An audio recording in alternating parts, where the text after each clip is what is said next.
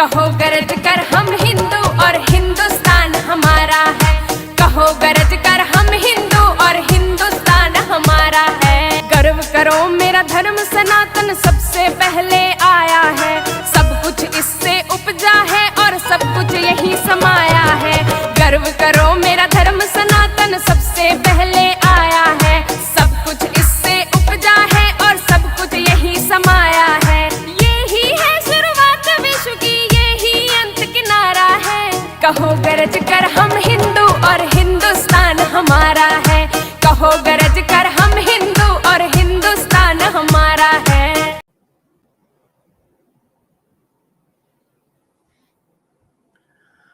मन भर लोहे का कवच पहन कर एक लिंग को नमस्कार। चल पड़ा वीर चल पड़ी साथ, जो कुछ सेना थी लघु अपार।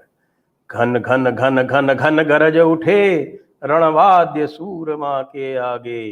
जागे पुश्तैनी साहस बल वीरत्व वीर उर के जागे। सैनिक राणा के रण जागे, राणा प्रताप के प्रण जागे। जौहर के पावन क्षण जागे, मेवाड़ देश के व्रण जागे। जागे सिसोदिया के सपूत, बापा के वीर बबर जागे। बरछे जागे भाले जागे, खन खन तलवार तबर जागे। कुंभलगढ़ से चलकर राणा हल्दी घाटी पर ठहर गया। गिर अरावली की चोटी पर केसरिया झंडा फहर गया।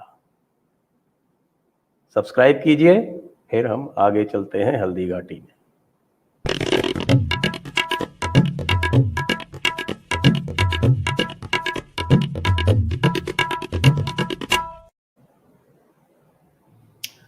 नमस्ते, आप सभी का स्वागत है आज रात 10 बजे के इस विशेष कार्यक्रम में। और जो राणा प्रताप और हल्दी घाटी में उनकी वीरता से जुड़ा हुआ प्रकरण है, अभी अभी आपको मैं एक खंड काव्य श्याम नारायण पांडे जी के कुछ अंश सुनाए। और इस खंड काव्य में वही वर्ण है जो आज डॉक्टर उमेंद्र रत्नू जी आपको बताने जा रहे हैं कि विजय तो राणा की ही हुई थी। उमेंद्र जी क्या कहते हैं आप? नमस्ते सर, सबको प्रणाम, सबको जय श्री राम। निसंदेह, और ये मैं कोई इसको नहीं कि सबको कोई भावुकता के क्षण में आके अपन बोल रहे हैं या अपन कोई एक वॉर को उस हिस्टीरिया में बोल रहे हैं। मुझे आश्चर्य हुआ, मैंने पुनः पुनः अपनी प्रज्ञा को टटोला कि ऐसा कैसे हो सकता है कि पूरा का पूरा एकेडमिशिया, पूरा हिस्टोरियन, पूरा समाज जो है वो इतने प्रगट तथ्यों को अनदेखी करके महाराणा प्रताप की विजय को उनकी हार या इसको स्टेलमेट बता रहा है। यानी लॉजिक एंड फैक्चुअल फिडेलिटी मतलब बिल्कुल ताक पर रख दी गई। You being a career bureaucrat, me being a career surgeon, हम लोगों को आकर यहाँ पे सत्य बताना पड़ रहा है समाज को।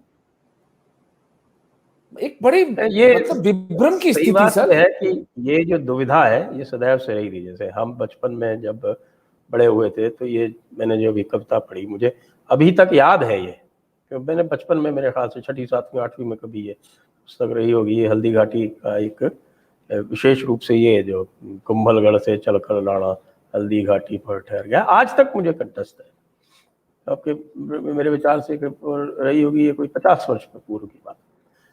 तो ये है जो संस्कार थे ये घुट्टी में दिए जाते थे उस समय, और हमारी जनरेशन को दिए जाते थे जो आज की जनरेशन को नहीं मिल रहे हैं।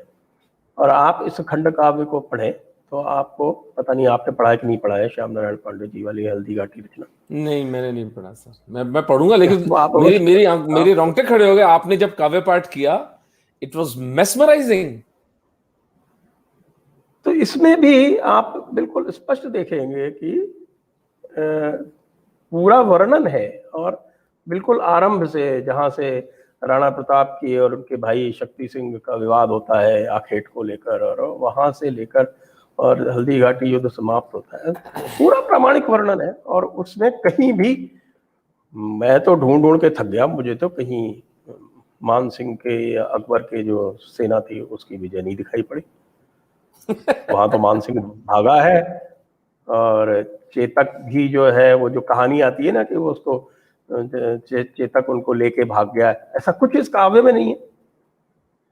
तो जब मैं राजस्थान में आया, ये सब मैंने सुना तो ठीक है, खैर हम उस समय व्यस्त थे अपनी व्यस्तताओं में। तो अब जब दोबारा इसको पलट कर पढ़ने का अवसर मिला है, तब देख रहे हैं कि साहब पूरी की पूरी, कम से कम हमारे पीछे की एक जनरेशन तो क्या, 2 जनरेशन्स जो है इसी तरह से खराब कर दी गई। बिल्कुल ये सब कुछ बताया गया, मुझे याद पड़ता है, मैं आपको बताऊं। उस समय एसडीएम था बीकानेर में, एसडीएम नॉर्थ बीकानेर, और के नायर साहब हमारे कमिश्नर हुआ करते थे, डिविजनल कमिश्नर। और वो ख्यातिमना इस कारण भी थे क्योंकि सरदार के.एम. पनिक्कर उनके नाना थे सगे। उनकी माता जी थी सरदार के.एम. पनिक्कर की बेटी थी, और वो राजपूतों के लेके बड़े मजाक किया करते थे और कहते थे कि साहब and the bravest of them all ran away from the battlefield. उनके उद्गार हुआ करते थे। सरदार के.एम. पनिक्कर साहब के नाती थे वो कितने बड़े हिस्टोरियन माने जाते हैं। आप सोच सकते हैं कि किस तरह का बलात्कार हुआ है हमारे इतिहास के साथ में। तो हमारे भी मन में ये था कि भाई इस तरह का कुछ हुआ होगा, कुछ हुआ होगा। लेकिन अब हम जब इतिहास के पन्नों को वापस पलटते हैं तो हम पाते हैं कि साहब की जो हमें घुट्टी में जो शिक्षा मिली थी वही सही थी। और ये जब सब पूरे लेफ्टिस्टों ने, अंग्रेजी दानों ने, या ब्राउन साहिब्स ने जो कुछ इस देश को सिखाया है वो इतना कलुषित ही नहीं, इतना घृणित है तो मुझे लगता है कि ऐसे लोगों का तो यदि वध कर दिया जाए तो उसमें कोई पाप नहीं होगा। तो बिल्कुल वो भगवान कृष्ण के जो 18वें अध्याय के 17वें श्लोक का जो आशय है उसके प्रतिमान परिमाण पर पूरी खरी उतरेगी वो वध की प्रक्रिया। सुना दीजिए सर, वो क्या श्लोक है? यस्य नाहंकृतो भावो बुद्धिर यस्य न लिप्यते हत्वा स इमान लोकान न हन्ति न निबध्यते। बिना अहंकार भाव के यदि आप किसी का वध करते हैं तो वो इंसान ही है, धर्म के लिए जब करते हैं तो। मैंने तो अपनी पुस्तक में 2 जगह मांग रखी है कि एक कमीशन बिठाया जाए और जो ऐतिहासिक सभ्यता का झूठ हमसे बोले गए हैं उनकी सत्यता स्थापित करके जिन्होंने झूठ बनाए उनको दंडित किया जाए। ऐसा नहीं हो सकता सर कि मैं लोगों को बोलूं कि कोरोना आपको नुकसान नहीं करता, क्योंकि मेरी इस वक्तव्य के परिणाम होंगे। कुछ लोग बेचारे कोरोना के कारण कालग्रस्त हो जाएंगे कि यार डॉक्टर रत्नू ने बोला है कोरोना नुकसान नहीं करता, क्योंकि मैं उस विषय का विशेषज्ञ हूं। तो फिर मेरा उत्तरदायित्व तो बनता है। ये तो बिल्कुल मैं आपसे अनुरोध स्वाभाविक डिमांड है। एक इस प्रकार रखें, पहले तो आप दर्शकों को ये बताएं कि जो हमारी जो एस्टैब्लिशमेंट लेफ्ट लॉबी जो है इतिहास की, वो क्या कहती है और उसने किस प्रकार, जैसे आपकी रक्त तलाई इत्यादि में भी जो वहाँ पर लगे हुए ASI के, उसमें क्या लिखा गया और क्या हमारी पुस्तकों में लिखा गया, और फिर उसके बाद फिर हम आएंगे कि तथ्य क्या है, क्योंकि दोनों पहलू हमें पता होने चाहिए।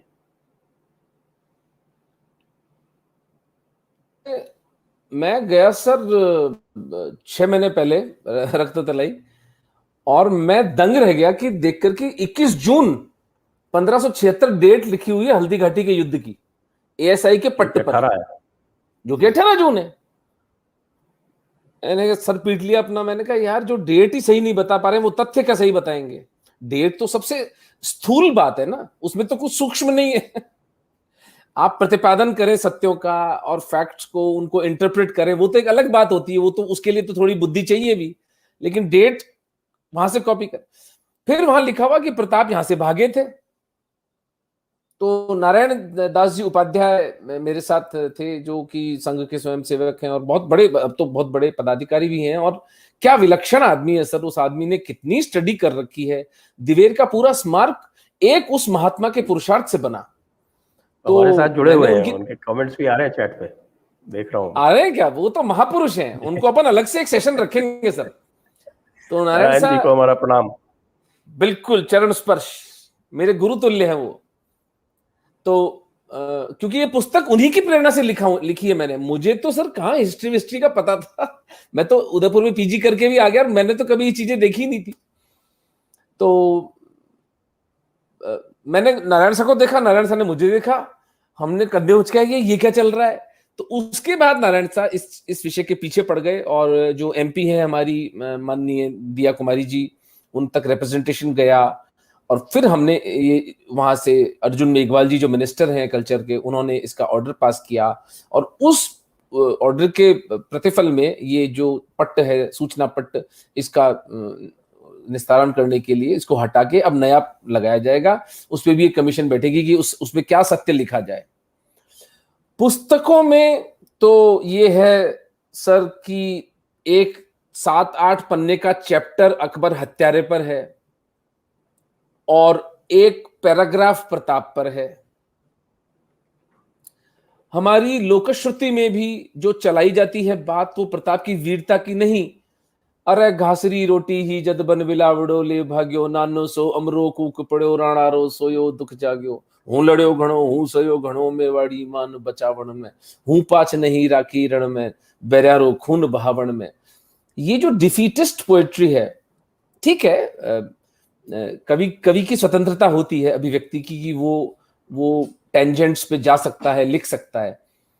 लेकिन इसको मेन स्ट्रीम करना कि प्रताप भगोड़े थे, प्रताप गरीब थे।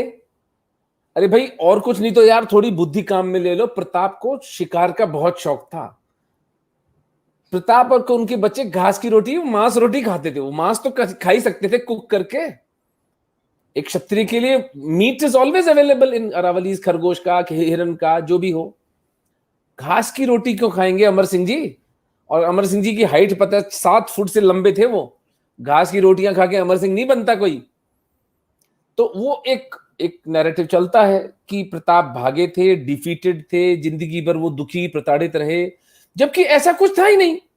प्रताप को उनके दादा महाराणा संग्राम सिंह जी, महाराणा सांगा के आशीर्वाद के फलस्वरूप एक बहुत समृद्ध राज्य मिला था, जो कि दुर्भाग्य से बीच में एक सिविल वॉर टाइप हो गया, क्योंकि सांगा की हत्या की थी उनके सामंतों ने। वो बाबर से पुनः लड़ना चाहते थे खानवा के युद्ध के हार के बाद।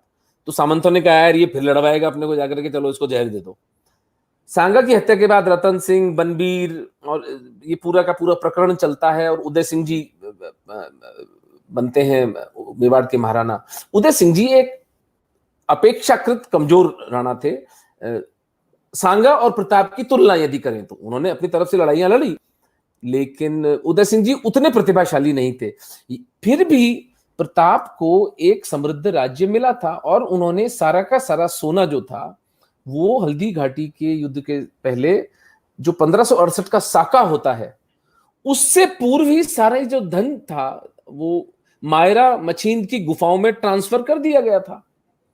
उसी से हल्दी घाटी के पूरे वॉर की फंडिंग हुई, और दिवेर की फंडिंग के लिए उनको भामाशाह को मालवा भेजना पड़ा। वो एक अलग कथा, वो एक अलग कहानी है। तो नैरेटिव ये चलाया गया सर, दिवेर पे तो हम बात कर चुके हैं पहले भी, हम कर चुके हैं दिवेर पे बात। वो तो, और दिवेर पे और भी कुछ नए तथ्य हैं जो अगली बार हम फिर करेंगे। तो अब क्या होता है कि दिवेर को छुपा दिया गया और हल्दी घाटी को परिवर्तित कर दिया गया।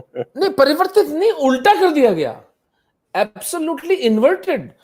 क्योंकि अभी अपन जब फैक्ट्स डिस्कस करेंगे कि भाई इसको मैं विजय क्यों बता रहा हूं, इसको डॉक्टर चंद्रशेखर शर्मा विजय क्यों बताते हैं, इसको श्री नारायण उपाध्याय विजय क्यों बताते हैं, तो हम कोई हवा में तीर नहीं छोड़ रहे हैं। हमें पता है हमारा सामना किस तरह के कबाल से होगा। अगर हम तथ्यहीन बात करेंगे तो हमारे अपने लोग हमारी बात पर विश्वास नहीं करेंगे।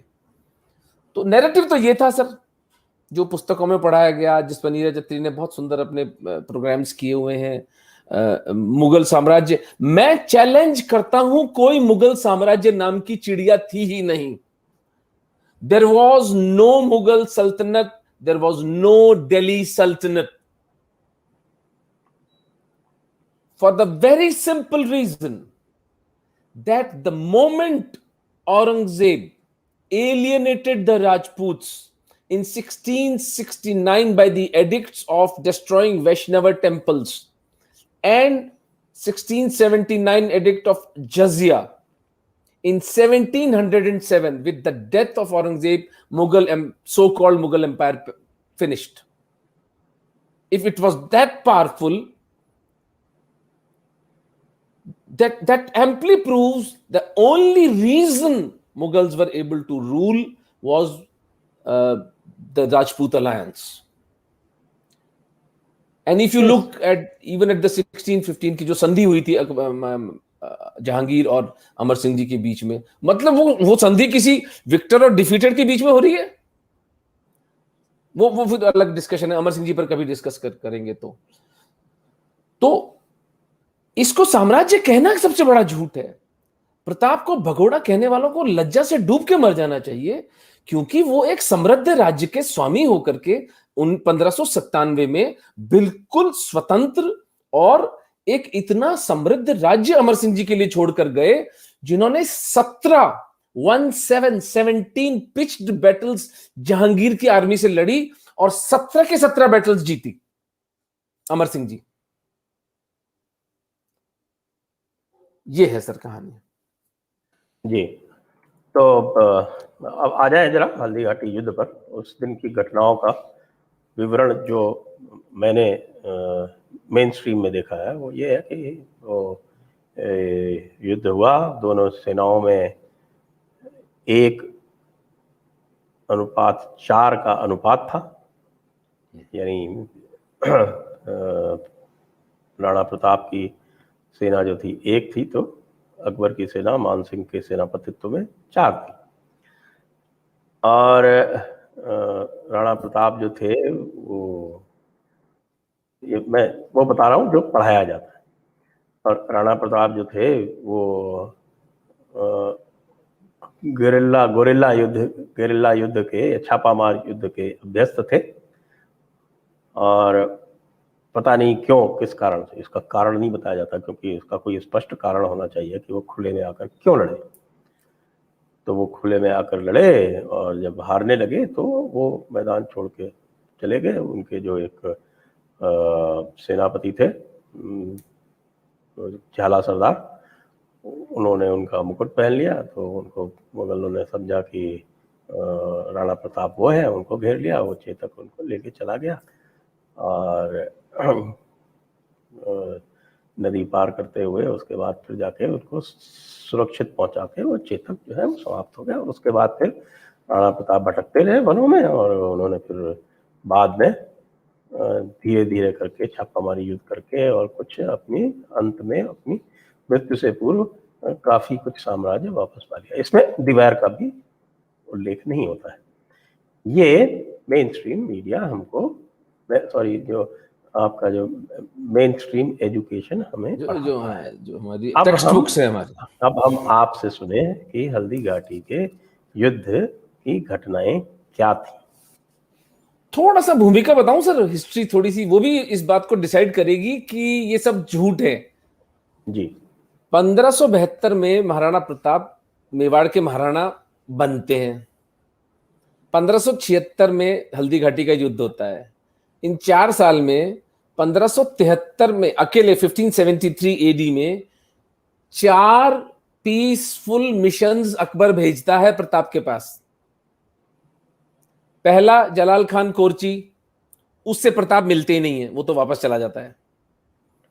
फिर मानसिंह जी खुद आते हैं, वे डूंगरपुर के राव आस्करण को बुरी तरह पराजित करते हुए दक्षिण से आ रहे होते हैं।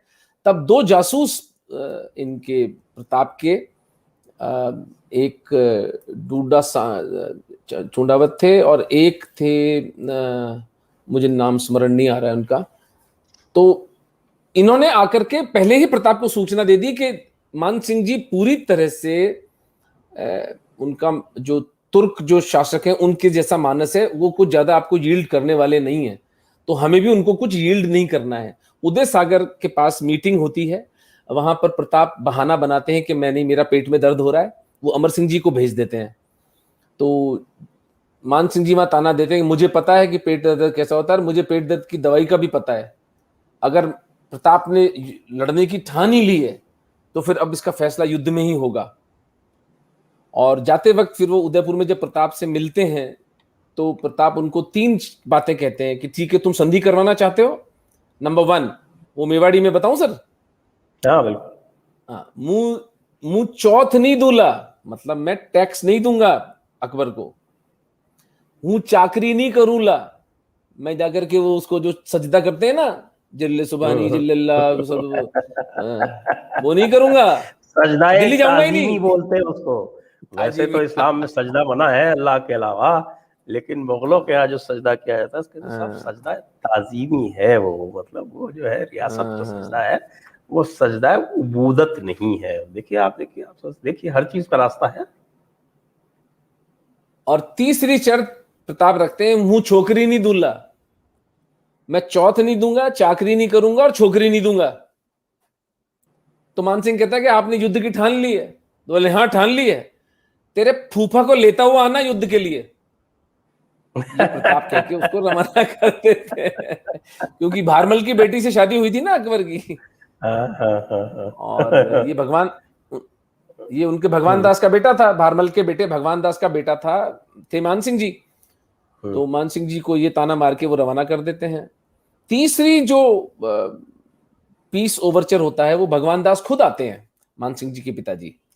और भगवान दास से प्रताप घृणा करते थे, क्योंकि भगवान दास वो व्यक्ति था जो 1568 के साके में अकबर के साथ नपुंसक की तरह खड़ा रहा था, जब 40,000 निर्दोष हिंदुओं की हत्या की गई थी।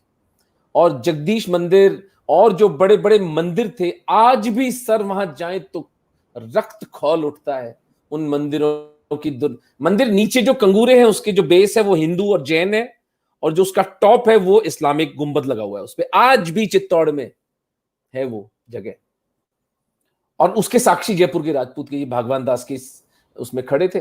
तो प्रताप की घृणा साके के टाइम से थी, फिर भी प्रताप सम्मान रखते हुए उसको रिसीव करते हैं और उसको रवाना कर देते हैं। लास्ट में टोडरमल आता है, और टोडरमल 1573 की अक्टूबर में आता है, उसको भी रवाना कर देते हैं। फिर युद्ध तय हो जाता है। 1576 में फरवरी के आसपास मान सिंह जी मांडलगढ़ आते हैं अपनी सेना लेकर के, और उसके बाद वो खमनौर एक जगह है जो 5 किलोमीटर दूर है, 6-7 किलोमीटर दूर हल्दी घाटी से। हल्दी घाटी का जो दर्रा है गया हूँ है सर? गया हूँ, खमनौर भी गया हूँ और हल्दी घाटी भी गया। हाँ भाई, आप तो जाएंगे सर खमनौर। खमनौर तो Khamnor is a relatively open space. उसके बाद जिसको आज बादशाही बाग कहते हैं, मैं और नारायण साहब ये संघर्ष कर रहे हैं कि बादशाही बाग का नाम बदल के, उसका मुझे स्मरण नहीं आ रहा है क्या नाम देना चाहते हैं उसको हम लोग। प्रताप की सेना आ जाती है लोसिंग गांव में, और इधर खमनौर के पास इनकी सेना आ जाती है। यहां पर एक अजीब घटना घटती है जो बताना उचित रहेगा प्रताप की दूरदृष्टि के। जो भील गुप्तचर होते हैं प्रताप के, वो आके बताते हैं कि मानसिंह अपने 100 घुड़सवारों के साथ शिकार पर आया हुआ है, और लोसिंग से 2-3 किलोमीटर दूर है, मील्स दूर है। तो सब लोग बड़े उत्तेजित हो जाते हैं, मेवाड़ के जो योद्धा हैं, कि इसको यहीं खत्म कर दो। तब झाला बीदा एक बुजुर्ग वॉरियर थे, सामंत थे, और प्रताप स्वयं, 2 जने मना करते कि नहीं, अगर हमने आज, ये जयपुर घराना वही है जिसने महाराणा सांगा की सहायता की थी पूरे जीवन भर, ये आज थोड़ा सा भटक गए हैं, तो इसका मतलब ये नहीं है कि हम ऐसा कुछ करें कि आने वाली पुश्तों तक ये शत्रुता चले।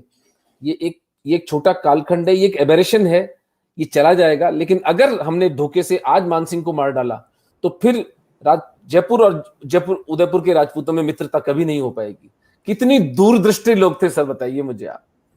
How far sighted and how benevolent thought कि यार ठीक है आज लड़ रहे हैं, लेकिन एक पेटी गेन के लिए हम दो घरानों में शत्रुता नहीं कर सकते, और मान सिंह जी को मान सिंह जी को अवॉइड करके मान सिंह जी को जाने दिया जाता है। अब 18 जून 1576 का दिन आ जाता है और सुबह 10 बजे दोनों सेनाएं, हमारी मेवाड़ की जो सेना थी, उससे पहले एक चीज और, मेवाड़ काउंसिल की मीटिंग होती है 17 जून को। मेवाड़ की जो वॉर काउंसिल थी उसमें मेनली भीम सिंह डोडिया,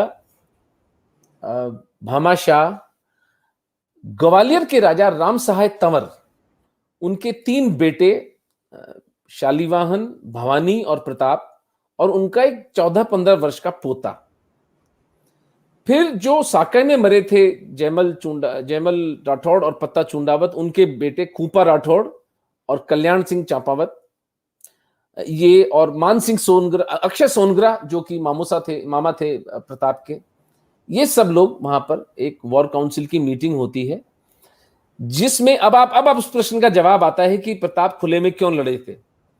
क्योंकि जो यंगस्टर्स थे उन्होंने कहा कि हम इस सेना को मार सकते हैं खुले में जाकर, और जो सीनियर्स थे उन्होंने कहा कि नहीं, हमें पहाड़ी दर्रा नहीं छोड़ना चाहिए। ये विवाद हो गया वहां पर। तो प्रताप ने स्वयं इनिशिएटिव लेते हुए, ये बाकायदा लिखा हुआ है प्रोफेसर माथुर की जो war strategy of Maharana Pratap नाम की पुस्तक है उनकी, उसमें पूरा मेंशन्ड है कि प्रताप ने मध्यम मार्ग लिया कि चलो हम ऐसा करते हैं, हमारा इनिशियल अटैक जो होगा वो हम हल्दी घाटी के दर्रे से निकलकर हम जो आज बादशाही बाग है वहां अटैक करेंगे। अगर हम इनको मार पाते हैं, खदेड़ पाते हैं, तो हम वहीं एंगेज्ड रहेंगे, depending on the numbers we are able to kill. But if Mewar warriors start to fall, तो हम वापस हल्दी घाटी के से होते हुए वापस हम पहाड़ों में चले जाएंगे। क्योंकि सर देखिए, जो गुरिल्ला वॉरफेयर है ना, वो महाराणा हमीर सिंह के बेटे महाराणा क्षेत्र सिंह ने सबसे पहले डिस्कवर की थी, which was a good 200 years before Pratap. तो प्रताप को पता था कि अपने से 3 गुना 4 गुना बड़ी आर्मी को डिफीट करने के लिए मुझे उसको जंगलों में लाना तो पड़ेगा, लेकिन अपने यंगस्टर्स का मन रखने के लिए। और एक और चीज भी थी इसमें कि प्रताप के लिए ये पहला एंगेजमेंट था, क्योंकि उससे पहले राजपूतों से आपस में इस तरह नहीं लड़े थे, मुसलमानों से अलायंस करके। ये पहला अवसर था। तो प्रताप के लिए भी एक लर्निंग थी कि देखे कैसे राजपूतों को मारते हैं, इन मुगलों के साथ हम कितना लड़ पाते हैं, इनमें कितना दम है। क्योंकि अलग अलग कहानी सुनते थे कि ये कायर होते हैं, भाग जाते हैं जब ये हारने लगते हैं। तो एक फ्रंटल असॉल्ट की कामना प्रताप के मन में भी थी। तो फिर एक कॉम्प्रोमाइज किया गया कि एक फ्रंटल असॉल्ट होगा, लेकिन we will not leave the vicinity of the mountains because of 2 reasons. Number 1, we are numerically inferior, तो अगर हम हारने लगेंगे, हमारे लोग गिरने लगेंगे, तो हमें जंगल में जाना ही पड़ेगा। और उसमें यह तय किया गया प्रताप अपनी बलि नहीं देंगे, प्रताप का बचना नितांत आवश्यक है, नंबर 1। नंबर 2, मुगलों की जो कैनन्स और फायर पावर थी वो यूजलेस थी पहाड़ों के पास। तो ये तो सीधी सी बात थी कि मेवाड़ को कभी भी ओपन में आना ही नहीं था, वो 1-2 किलोमीटर तक ही रहना था। यह निर्णय ले लिया गया वॉर काउंसिल के द्वारा। अब 18 जून का दिन आ जाता है। सुबह 10 बजे सबसे पहले हाकिम खान सूर आके थोड़ा सा यूं आंखों से निरीक्षण करके जाते हैं, और उसके पीछे प्रताप भी। उस वक्त ये अबुल फजल लिखता है कि इतनी गर्मी पड़ रही थी कि हमारे मगज पिघल रहे थे, आवर ब्रेन्स वर मेल्टिंग। तो अब इसमें एक नॉमेनक्लेचर हमें पता होना चाहिए कि जो मेवाड़ का जो आगे वाला जो वॉरियर्स होते हैं उसको हरावल दस्ता कहते हैं, और जो बाद में रीइंफोर्स करता है उस अटैक को उसको चंदावल दस्ता कहते हैं। तो हरावल दस्ता में हमेशा चुंडावत रहते हैं और चंदावल दस्ता में बाकी लोग। तो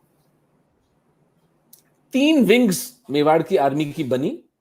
जो राइट विंग थी उसमें राम सहाय तंवर, उनके 3 बेटे, और भामाशाह और उनके भाई ताराशाह, जो लेफ्ट विंग थी उसमें झालामान, झालाबीदा और कूपर राठौड़, कल्याण सिंह चुंडावत, और जो सेंट्रल थी उसमें हाकिम खान सूर, भीम सिंह डोडिया, इसके बाद प्रताप, और एक चंदावल दस्ता था जिसमें रामा सांधु और कुछ चारण, पूना जोशी ब्राह्मण थे, एक जो घुड़साल प्रताप की थी उसके इंचार्ज एक ब्राह्मण थे, पूना जोशी करके नाम था उनका, और राणा पूंजा जो कि भील थे। तो भीलों को तो पेड़ पे चढ़ा दिया गया था और उन्हें वो गोफण से अटैक करते हैं। गोफण क्या होता है कि एक रस्सी का बना हुआ एक बास्केट होती है जिसमें इतना बड़ा पत्थर डाल के it hits like a bullet, अगर सर पे पड़े तो सर खोल देगा आपका, वो उसको गोफण कहते हैं। वो आज भी मेवाड़ में कई भीलों के पास आपको मिल जाएगा। ये तो मेवाड़ आर्मी का फॉर्मेशन था। मानसिंह की आर्मी का फॉर्मेशन ये था कि उसकी राइट साइड में, यानी जो झालामान, झालाबीदा और हूपा राठौड़ वाली जो साइड थी आर्मी की, उसके opposite 12 Syed who were the most ferocious warriors of Akbar were placed. They were 80 in number, 80, और सैयद 12 उनका चीफ था। और जो लेफ्ट साइड थी उसमें राव लूनकरण सांभर का और आसिफ खान जो मेन वॉर जनरल था, बिसाइड्स मानसिंह जी जो मेन मुगल जनरल था मुसलमान, वो आसिफ खान था। ये इन दोनों के हरावल दस्ते हो गए मुगलों के, ठीक है सर। बीच में काजी खान, और जो कि फतेहपुर सीकरी से आया था, ये जो फतेहपुर सीकरी के जो सूफी थे ना, वो ये वॉरियर्स थे लोग। हाँ, सूफी साले बकवास करते हैं। और उसके पीछे मानसिंह जी। Now the main difference which was instrumental in the outcome of this war in terms of the loss which Mewar suffered was a rear reserve force called Altamish. Altamish के चार्ज, अल्तमिश की भी दो टुकड़ियां थी, forward Altamish and backward Altamish. Forward Altamish was manned by Madho Singh of Jaipur and the rear Altamish was manned by Mehtar Khan. ये formation आमने सामने। 11 बजे सबसे पहले झालाबीदा, झालामान, सैयद बारहास पे अटैक करते हैं एंड साइमल्टेनियसली राम सहाय तंवर, उनके 3 बेटे भामाशाह और ताराशाह राइट विंग से, आसिफ खान और राव लूनकरण पे अटैक करते हैं। The first attack is so ferocious कि अबुल फजल तो उसको लिखता है कि 5 कोस हमारी सेना भाग गई। 5 कोस का मतलब शायद होता 20 माइल्स, ये समझ में नहीं आती बात, इतना तो डिस्टेंस था नहीं। 5 कोस का मतलब 10 माइल्स हुआ, तो 10 माइल्स, 10 माइल्स नहीं, आई थिंक वहां से बनास नदी तक भाग गई सेना, which is about 5-6 kilometres. 5-6 kilometres Haldi Ghati की ओपनिंग से पीछे खदेड़ दिया मेवाड़ ने इनको in the first attack. And Abul Fazal writes that but for Sayyed Barhas, जो कि दे स्टूड ग्राउंड, झालाबीदा, झालामान ने हालांकि काटा उनको, but they did not run away, कि अगर उस दिन सैयद बारहा नहीं टिकते तो इंपीरियल आर्मी पर कहर टूट पड़ता। ये अबुल फजल लिखता है। और लूनकरण भाग गया, राव लूनकरण रैन अवे। आसिफ खान अपने घोड़े से गिरते गिरते बचा, जिसको कि जगन्नाथ कछावा ने आके बचाया। और इस वक्त काजी खान के प्रताप से एक तीर लगता है जो उसके कूल्हे में, नहीं, काजी खान का तो अंगूठा कटता है, तो वो तो भाग जाता है। और वहां पर वो एक स्टेटमेंट देता है कि पैगंबर का आदेश है कि अगर परिस्थितियां अनुकूल ना हो तो भाग जाओ मैदान छोड़कर। ये ऑन रिकॉर्ड है। ये तो है, पैगंबर साहब तो खुद भी कभी सामने नहीं गए। नहीं, बट हल्दी घाटी में ये कहा गया है सर। ये एक एविडेंस है कि भाग रही थी ना आर्मी, कि पैगंबर का आदेश है कि यदि आपके सामने स्ट्रॉन्ग ओपोनेंट हो तो आप रिट्रीट कर जाओ। ये एडमिशन है ना, बाय उनका खुद का एडमिशन है। तो है ना, तो वो उसका तो अंगूठा हुदैबिया वाली संधि जो है उसको पढ़ लो ना। उदय वाली बात नहीं, मैं I am trying to collect and connect things about Pratap's बिल्कुल विक्ट्री। बिल्कुल जी। तो उसका अंगूठा काट दिया और वो भाग गया मैदान छोड़ के। और एक मुझे नाम ध्यान नहीं आ रहा उसका, एक और सूफी था फतेहपुर सीकरी का, उसके कूल्हे में तीर मारा प्रताप ने स्वयं, जिंदगी भर वो लगड़ाता रहा। अब भीम सिंह डोडिया ने एक भाले का वार किया मान सिंह जी के ऊपर, और मान सिंह जी छुप गए हौदे के अंदर, मान सिंह जी बच गए। भीम सिंह जी डोडिया बहुत वाकई भीमकाय थे, 7 फुट ऊंचे थे और बड़े, उनकी पर्सनल, जो मान सिंह जब आए थे चित्तौड़ और उदयपुर जब समझौते की वार्ता के लिए, तो भीम सिंह से उनकी काफी तकरार हुई थी, आमने सामने लड़ाई हुई थी। तो भीम सिंह जी की व्यक्तिगत शत्रुता थी, उन्होंने कहा था मेरे भाले से तेरे हाथी का वजन नापूंगा मैं, उन्होंने कहा था। तो हाँ, लगभग 100 मुगल टूट के पड़ते हैं भीम सिंह पर, और भीम सिंह का शरीर छलनी करके उनका वहीं पर उनकी हत्या हो जाती है, और भीम सिंह जी उस वक्त वीरगति को प्राप्त होते हैं। अब जब मेवाड़ की सेना 3 घंटे हो गए थे लड़ते हुए, अब जब मेवाड़ की सेना बिल्कुल अपर हैंड पर थी और माधो सिंह की जो रिजर्व फोर्स थी अल्तमिश, उस तक को डिफीट कर दिया जाता है। और इस लड़ाई में जो राम सहाय तंवर और उनके बच्चों ने जो लड़ाई लड़ी है, वो फिनोमिनल, लोग खड़े होकर देख रहे थे। राम सहाय तंवर अटैक्ड मान सिंह, एंड मान Singh was a great warrior, there is no doubt about that. जब इन दोनों की लड़ाई होती है तो अबुल फजल लिखता है, जो हिंदुओं के लिए बिल्कुल भी चैरिटेबल नहीं था, लेकिन वो मान सिंह के लिए लिखता है, आज एक काफिर इस्लाम की तलवार बन गया है। वैसे तो डूब मरने की बात है हमारे लिए, लेकिन ये लिखा गया मान सिंह जी के लिए अबुल फजल के द्वारा कि आज एक काफिर इस्लाम की तलवार बन गया है। ये युद्ध हो रहा था राम सहाय तंवर और मान सिंह जी के बीच में। एक घटना बहुत महत्वपूर्ण हो जाती है बताना यहां पर, कि दोनों तरफ के राजपूत केसरिया पहनकर लड़ रहे थे, जयपुर और मेवाड़ के। तो तीरंदाज जो थे, जो तीर चला रहे थे, उसमें अबुल फजल भी था। उसने आसिफ खान जो मुगल जनरल था उससे पूछा कि यार ये कैसे पता लगाएं कि इनमें से कौन सा अपना शत्रु है और कौन सा अपना मित्र है, ये साले एक जैसे दिखते हैं। तो भाई वही मूछे, वही कदकाठी, वही कलर कॉम्प्लेक्शन, वही अटायर, और ऊपर से भगवा और पहन रखा है सबने। आसिफ खान क्या जवाब देता है, सर वो इन इस्लामिस्ट की सोच बताती है, तेरे को क्या है, मरेगा तो काफिर ही, जीतेगा तो इस्लाम ही, तू तो तीर चला। ये उन राजपूतों के लिए बोल रहा है वो जो उसकी तरफ से लड़ रहे हैं। ये इनकी क्लैरिटी ऑफ, जो आज मैं चुंगरू जी के आपका वो सुन रहा था, जो इलॉजिकल वॉरफेयर होती है ना, जो इलॉजिकल वॉरफेयर है उसको आपने सुना है तो आप तो सारी डेफिनेशंस तो समझ ही गए होंगे ना फिर तो। बस गजब गजब सर, आज तो I learn so much in that session. Anyway, तो ये इलॉजिकल वॉरफेयर कि तेरे को क्या है, तू तीर चला, मरेगा तो काफिर ही, जीतेगा तो इस्लाम ही।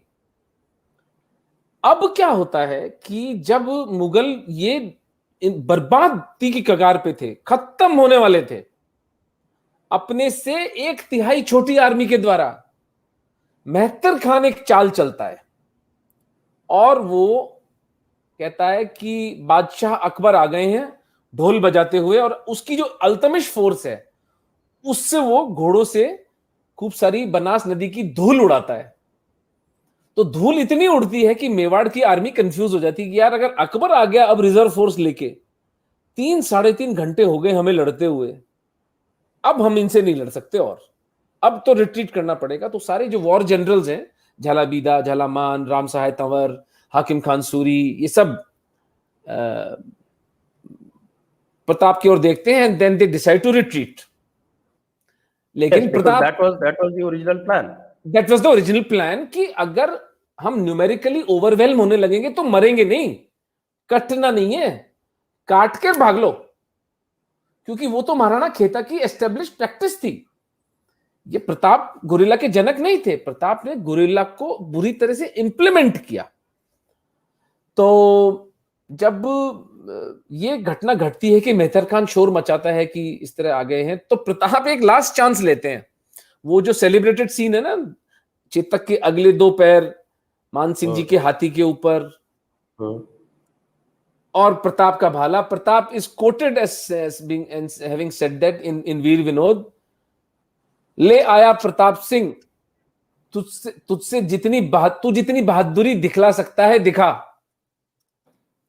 देखो जितनी बहादुरी दिखा सकता है। And then he shows the spear which again Man Singh जी, उनका महावत मारा जाता है लेकिन मान सिंह जी बच जाते हैं, वो डक कर जाते हैं उसको।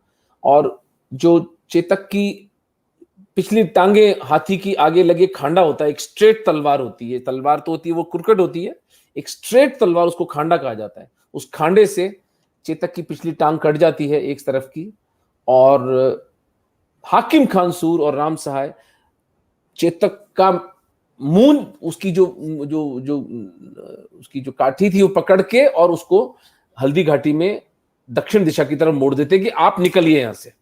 प्रताप को वो पुश करके निकाल देते हैं वहां से। लेकिन तब तक 250-300 मुगल प्रताप पर टूट पड़ते हैं और उनके तब तक काउंटेड है 8 घाव। He was injured at 8 places in his body in this battle. तब झालामान अपना परम त्याग करते हैं कि वो प्रताप के सिर की जो सिरमौर है, जो राज चिन्ह है जिसमें रेड कलर की कलंगी होती थी, उसको वो धारण कर लेते हैं और चिल्लाते हैं, मैं हूं प्रताप, मैं हूं तुम्हारा काल, आओ भिड़ो मुझसे। और वो मुगल के जो सैनिक हैं, मुगल सैनिक, वो आकर प्रताप पर समझकर झालामान पर टूट पड़ते हैं और वो महान व्यक्ति वीर गति को प्राप्त होता है, लेकिन इस संतुष्टि के साथ कि मैंने अपने राजा को बचा लिया। आर्चर्स कॉन्स्टेंटली फायर कर रहे थे प्रताप की तरफ, जो कि इनकी पुरानी नीति है।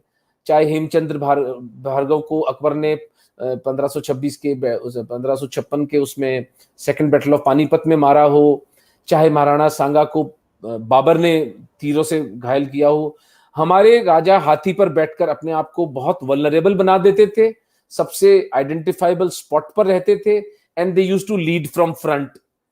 पता नहीं ये क्या स्ट्रैटेजी थी। जबकि ये मलेच, आप देखिए अकबर तो लड़ने कभी आया ही नहीं, उस दूसरों को ही भेजता रहा। और हमारे जो राजा थे वो इस तरह लीडर, क्योंकि लीडर मर जाएगा तो सेना वैसे ही तितर बितर हो जाएगी। हाकिम खान सूर उन आर्चर्स के और प्रताप के बीच में आकर अपने प्राणों का त्याग करते हैं, अपना बलिदान देते हैं, लेकिन प्रताप को बचा लेते हैं। अब हमारे जो सैनिक थे वे चले जाते हैं जंगलों की तरफ, लेकिन हमारे बड़े बड़े जनरल्स जो थे वो इस युद्ध में वीरगति को प्राप्त हुए। तो इस दृष्टि से जो सबसे बड़ी हानि घाटी की मेवाड़ को हुई, that was the loss of very very big generals like झालाबीदा, झालामान, Akshayraj Songra, Ram सहाय तंवर, उनके तीनों बेटे, हाकिम खान सूरी, कूपा राठौड़, कल्याण सिंह चुंडावत, ये सब वीरगति को प्राप्त होते हैं। 2 जनरल्स मेजर जो बचते हैं प्रताप के, वो है भामा शाह और तारा शाह, और एक गोविंद सिंह करके एक और थे, वो बच जाते हैं। भीम सिंह डोडिया वीरगति को प्राप्त होते हैं। आर्मी मेवाड़ की काफी हद तक बच जाती है। कितने लोग मारे गए थे वो अबुल फजल लिखता है कि 180 मुसलमान और 320 हिंदू, वो जो काउंट करता है इस वॉर में। क्योंकि नंबर्स का तो मैंने कहा ना सर, उस पर तो अपन ज्यादा बहस करेंगे नहीं, क्योंकि 1:3 का रेशियो था। मैं तो टॉड और मेवाड़ की बात मानता हूं कि 20,000 मेवाड़ की सेना थी और 80,000 मुगल थे। लेकिन हम 5,000 10,000 भी माने तो भी 5 फिगर्स में तो ये जनसंख्या, मतलब आर्मी की जनसंख्या थी ही। लेकिन द नंबर ऑफ डेड, खुद मुसलमान इतिहासकार लिख रहा है 180 तो मुसलमान थे ही, और उस 320 में से भी आधे वो राजपूत थे जो मुगलों की तरफ से लड़ रहे थे। तो हमारा रेशियो अगेन मोर्टेलिटी में भी 1:3 रहा। एक मेवाड़ का वीर मरा तो 3 मुगलों के सैनिक मारे गए। ये इसका वॉर अरिथमेटिक में तो ये था। This is the way the war ended. Pratap retreated to Koliyari, और वहां पर उनका भाई जो थे, एक मान सिंह जी की बात माननी पड़ेगी, उन्होंने अपनी सेना को रोका प्रताप का पीछा करने से, और वो चाहते तो वो प्रताप का उस दिन वो हानि कर सकते थे। प्रताप घायल भी थे, प्रताप का घोड़ा भी घायल था और प्रताप अकेले भी रह गए थे, आर्मी से दूर हो गए थे वो। तो शक्ति सिंह जाते हैं उनके पीछे अपना घोड़ा लेकर और 2 मुगल जनरल्स को आसिफ खान भेजता है प्रताप के पीछे कि इसका वध करो, काम खत्म करो। शक्ति सिंह उन दोनों मुगलों का संहार करते हैं और आवाज देते हैं अपने बड़े भाई को, अरे ओ नीरे घोड़ेरा असवार। नीले घोड़े का असवार मतलब चेतक को नीला घोड़ा कहा जाता था। वैसे नीला होता नहीं है घोड़ा, सफेद जो घोड़ा होता है बहुत ब्राइट व्हाइट होता है, उसको नीला कहते हैं। तो अरे ओ नीले घोड़ेरा असवार। तो प्रताप पीछे मुड़ के देखते हैं कि भाई जो है वो 2 मुगलों का संहार कर रहा है और फिर आके गले मिलते हैं। मैंने अपनी पुस्तक में ये बात सिद्ध करने का प्रयास किया है कि शक्ति सिंह जी आरंभ से प्रताप के द्वारा प्लांटेड एक जासूस थे, जो 1568 का साके की सारी information before hand Shakti Singh ji ही आकर देते हैं। हल्दी घाटी के युद्ध में भाई को वो बचाते हैं और उसके बाद कंक्लूसिवली वो अकबर को छोड़कर उनका पूरा क्लैन जो है, शक्तावत क्लैन, उनके 17 बेटे जो हैं वो आकर के बैटल ऑफ दिवेर में प्रताप के साथ कंधे से कंधा मिलाकर लड़ते हैं और शक्तावत आने वाली पीढ़ियों तक जो मेन प्रताप का क्लैन है उसके प्रति वो निष्ठावान रहते हैं। तो ये हो नहीं सकता कि वो देशद्रोही थे या धर्मद्रोही थे। मैं तो इनको एक प्लांटेड ही समझ रहा हूं बंदा। खासतौर से 1568 का जो साका है उसकी पूर्व सूचना वे क्यों देते? अगर वे अकबर के माथत होते, वो I think he was planted by Pratap, and if he was then it shows how big a genius Pratap was. That shows his military genius. Yeah, then I think we must also talk about the aftermath कि किस तरह से जो है वो मुगल सेना वहां पर फंस गई और I think they lost more men after this battle than they did in the battle. हाँ, यही तो मैं कह रहा हूं सर। अब असली जो बात शुरू होती है ना वो यहीं से शुरू होती है कि हम इसको प्रताप की विजय क्यों बता रहे हैं। तो 5-6-7 कारण है। नंबर 1, अगर मुगल सेना जीती थी तो भाई प्रताप का 100 मीटर तक पीछे क्यों नहीं किया? 100 मीटर तो करते हैं, क्योंकि 5 किलोमीटर का गैप था ना खमनौर का और हल्दी घाटी के बीच में, छोड़ दिया।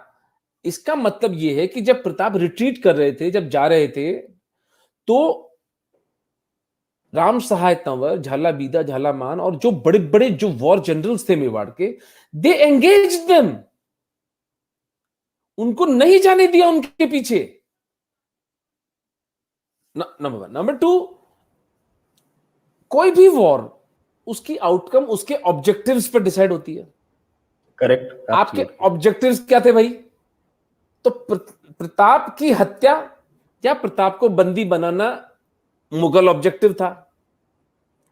मेवाड़ का ऑब्जेक्टिव था ये मैसेज देना कि हम तुमसे ईंट से ईंट बजा के लड़ेंगे, और ज्यादा इंपॉर्टेंट मैसेज आसपास के राजपूत किंगडम्स को, that Pratap is the soul vanguard of Hinduism. Now you will have to join us in this fight against Islam. Pratap was successful in giving his message. Akbar and his army failed in achieving their objectives. तो war के जो objectives हैं वो तो मेवाड़ के पूरे हुए, although I'm repeating, it came at a heavy cost because Mewar lost very, very important generals. Third reason. Yes, but then मान Singh and Asif Khan lost most of their army. जंगलों में भटकते भटकते 3-1 कैसे मर गए? या 3-1। अब वो घटना जो मुझे समझ में नहीं आती सर कि क्यों छुपाई जाती है। जब within next 1 week army Mewar की आर्मी का पीछा करते हुए ये अंदर घुसते हैं, तो गोगुंदा में प्रताप इनकी प्रतीक्षा कर रहे थे, और गोगुंदा के महलों पर जब कब्जा करता है मान सिंह और आसिफ खान, तो वहां पर 20-22 सैनिक थे कुछ, वो 70-75 साल के होते हैं और उनको माचा तोड़ सैनिक कहते हैं। मतलब वो क्या है कि ज्यादातर तो हाँ सर देखिए कितनी विलक्षण बात है। मतलब मेवाड़ की तो धरती जो है वो कोई, मतलब मैं स्वर्ग मानता हूं उसको इस पृथ्वी पर। माचा तोड़ सैनिक का मतलब कि वो वहां पड़े हैं, क्योंकि बूढ़े बुजुर्ग हैं, चल फिर तो सकते नहीं, जा खाना वाना उनको डाल दिया जाता है, कोई आएगा तो उससे खड़े होके वहीं पर लड़ लेंगे, जो 5-7 को जितों को मार सकते हैं, फिर वो उनकी हत्या हो जाए, मर जाएंगे। तो इन 20 सैनिकों ने भी 200 मुगलों की सेना मार डाली, माचा तोड़ सैनिकों ने भी। तो उसके बाद जब यहां अधिकार होता है तो प्रताप जितने भी गोगुंदा के एंट्री एग्जिट पॉइंट्स थे उन पर पेड़ और पत्थर गिरा के उनको बंद कर देते हैं। और गोगुंदा को प्रताप पहले ही स्कॉर्च्ड अर्थ पॉलिसी के तहत खाली करा चुके थे। गोगुंदा के पानी के स्रोतों में जहर मिलाया जा चुका था। गोगुंदा वीरान था जब मुगल आर्मी आई थी। कच्चे आम और अपने घोड़ों का मांस खाकर इस आर्मी को जीना पड़ा, जिसके फलस्वरूप डिसेंट्री और अलग साल्मोनेला पॉइजनिंग हो के 900 मुगल सेना 3 महीने में मर गई वहां पर। और फिर एक घटना जो मुगल हल्दी घाटी बैटल की रह गई, वो थी हाथियों का युद्ध। प्रताप की तरफ से लूणा हाथी था और मुगलों की तरफ से गजमुक्ता। लूणा ने भयंकर मारकाट मचाई, खूब मुगलों को मारा। फिर उस जैसा कि ये लोग करते हैं, महावत के तीर लगा, महावत मरते ही लूणा जो था वो रिट्रीट कर गया। फिर राम प्रसाद नाम का एक हाथी आता है जो कि विलक्षण हाथी था, अमेजिंग वॉर एलिफेंट। वो रणमदार नाम का मुगलों का हाथी होता है, उससे भिड़ंत होती है उसकी। रणमदार को पराजित करके 100-150 मुगलों की हत्या करने के बाद अगेन इसके महावत को मार दिया जाता है। तो जो हाथियों का सुपरिटेंडेंट था मुगल का, वो राम प्रसाद की सवारी करके राम प्रसाद को हाँक कर वो मुगल साइड में ले जाता है।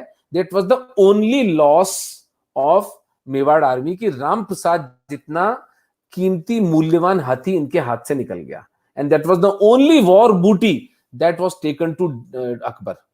एक सोने की अंगूठी तक मेवाड़ से नहीं लेके गई मुगलों की आर्मी।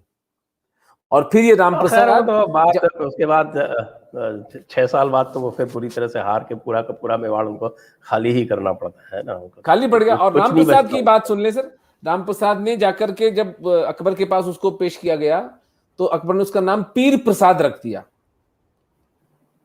और 15 दिन में राम प्रसाद ने भोजन पानी छोड़कर अपना शरीर त्याग कर दिया। वाह, द एनिमल डाइड। लक्षण सोचिए आप उसकी, वो रोज प्रताप के हाथ से खाना खाता, कन्वर्ट होने से इनकार कर दिया। और यहाँ लोग जो है कुर्सियों की मज़ारों पे जा जाके चादरें चढ़ा रहे हैं, शर्म से मर जाए। डूब मरना चाहिए।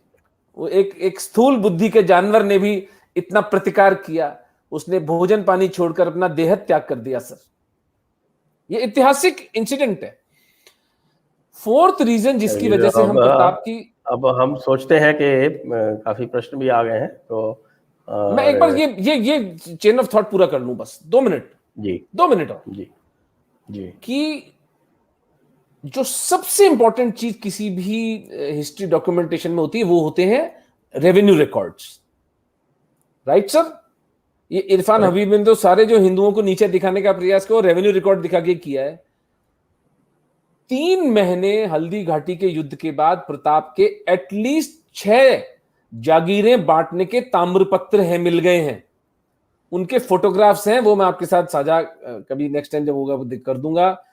खरसाण, ऊंदरी, इस तरह की गांव थे जिनकी जागीरें प्रताप ने बांटी है। भाई अगर हारे थे तो ये जागीर कैसे दे रहा था? कौन सा हारा हुआ राजा जागीरें बांटता है? ये लैंड रेवेन्यू रिकॉर्ड्स की बात बता रहा हूं मैं आपको। एंड लास्ट, अक्टूबर 1576 में अकबर आता है मेवाड़। अगर वो जीत गया तो क्या झक मारने आया था?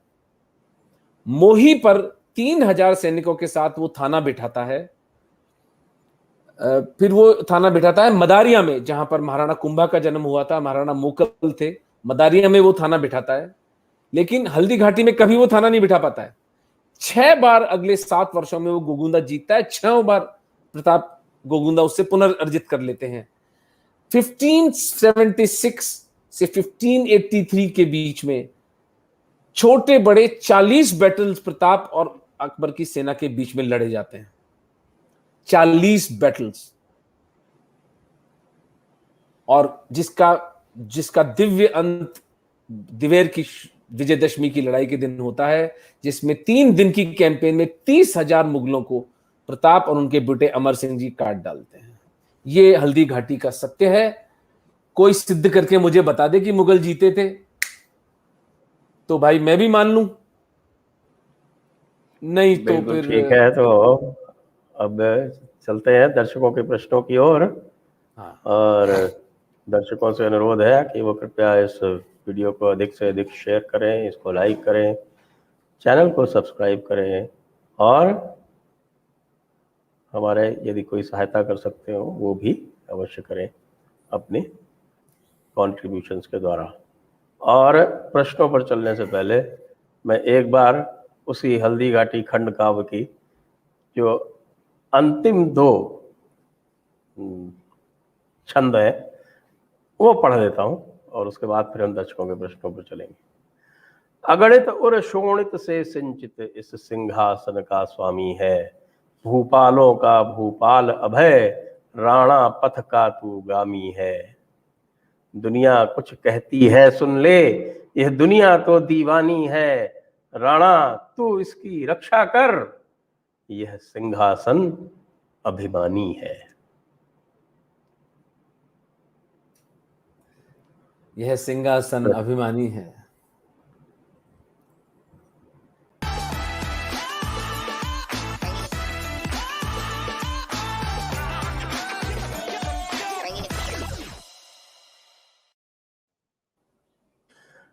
प्रश्न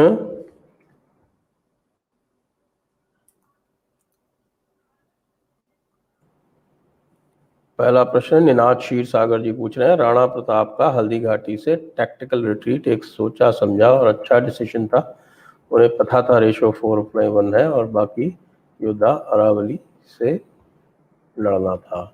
हाँ, ये तो यही बताया है, क्योंकि कई बार लेकिन कहते जो हैं ना कैजुअलिटीज हैं वो 1:3 के रेशियो में है। 3 गुना सेना मारी गई है मुगलों की प्रताप के द्वारा हल्दी घाटी के युद्ध में। और ये मैं नहीं कह रहा हूं, अबुल फजल खुद कह रहा है। तो the casualty ratio is significant in favour of Mewar. Next, Mitul Panchal, गोफन is equal to sling shot, Bhil belt, Malwa, MP, Rajasthan, Gujarat. बिल्कुल बिल्कुल very nice, if you know that, that's great, that's great. Next, Ninad Kshirsagar, Man Singh in Haldi Ghati, Jai Singh killed thousands in Maharashtra in Purandar against Shivaji. Sawai Jai Singh got Raja Ajit Singh killed. Chawaz of Jaipur always betrayed Hindus. No. We can't say that. Before Bharmal giving daughter to, I mean, that's also controversial. Before Bhagwan Das aligned with Akbar, you must understand, in the history of 1,000 years of fight with Islam, Jaipur always stood with Mewar, especially during the Battle of Khanwa. The people who rescued Maharana Sanga were Samants of Jaipur. Never forget that. And it was only a period of 100 years, from 1560 to 1660, that Jaipur Rajputs aligned with Mughals. That also because Jaipur did not have the protection of Aravalis. There was, please understand, with the murder of Sanga, there was no Mewar Maharana whom Rajputs could align with. आपका centre of वो धुरी नहीं थी जिसके आसपास राजपूत एकत्रित हो पाते। और जब महाराणा राज सिंह जी आए 1680 में, तो जयपुर के कछावा राजपूतों में से बहुत बड़ी बड़ी बटालियंस ने उनका साथ दिया है। जयपुर राजघराना भले ही से उदयपुर के साथ नहीं आया, लेकिन मारवाड़ के राठौड़ आ गए। और कछावा नाम, दर्जनों कछावा के नाम आपको मिलेंगे जो महाराणा राज सिंह जी के साथ मुगलों के औरंगजेब के युद्ध में वीर गति को प्राप्त हुए। इसलिए कछावाओं को इस तरह दोष देना बिल्कुल अनुचित है। और सबसे बड़ी बात, एक भी कछावा मुसलमान नहीं बना, ये कोई छोटी बात नहीं है। महाराणा सगर, जो कि छोटे भाई थे प्रताप के, उनका बेटा सिसोदिया राजपूत मोहब्बत खान बन गया, राठौड़ राजपूत नागौर का एक बहुत बड़ा सरदार था, वो मुसलमान बना। मुझे कछावाओं के एक राजा का, एक सरदार का, एक सामंत का नाम बता दीजिए जिसने इस्लाम ग्रहण किया हो।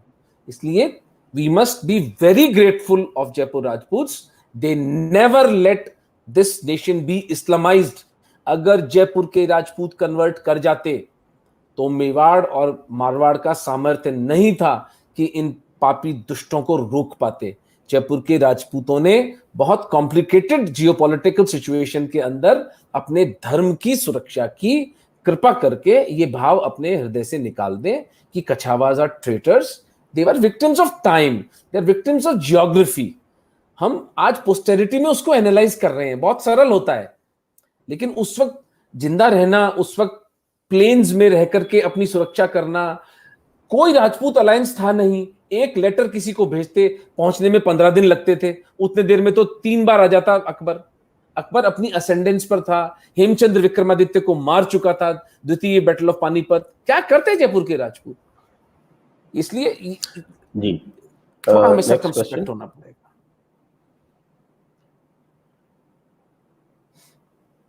मुगल साम्राज्यस्य विशालता कियत् सत्यम, मात्र दिल्ली नगरस्य निकटस्थानस्य इतिहासं भारतस्य इतिहासं कदापि न भवेत्। कह रहे हैं कि मुगल साम्राज्य की विशालता का सत्य क्या है, और केवल दिल्ली नगर के निकट के स्थान का इतिहास भारत का इतिहास कदापि नहीं हो सकता। बहुत सुंदर विचार है, बहुत सुंदर। मेरे तो मेरी पुस्तक का जो पूरा मूल है वो ये है कि इनको आप सल्तनत कैसे कहते हो, आप इनको साम्राज्य कैसे कहते हो?